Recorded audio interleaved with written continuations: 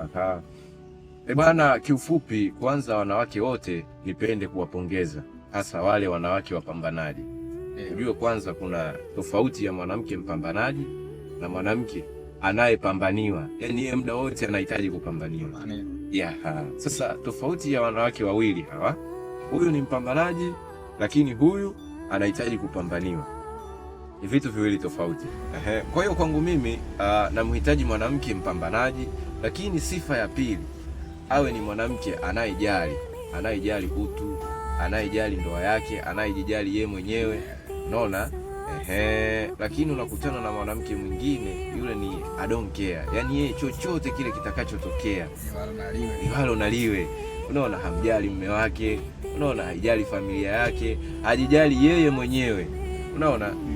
Kazi kwenda kupiga umbea mtaani. Hizo kazi ukimpatia anaweza sana. Hapana, huyo simtaki. Lakini pia sifa nyingine awe ni mwanamke mwenye hofu na Mungu.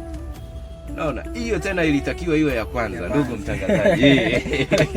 Hiyo ilitakiwa iwe ya kwanza. Lakini yote kwa yote sijaisahau. Inatakiwa awe na hofu ya Mungu. Hizo ni miongoni mwa sifa ambazo nikimpata mwanamke mwenye sifa hizo, basi naona kwangu mimi nitakuwa nimeenjoy life. Nitakuwa nimepata.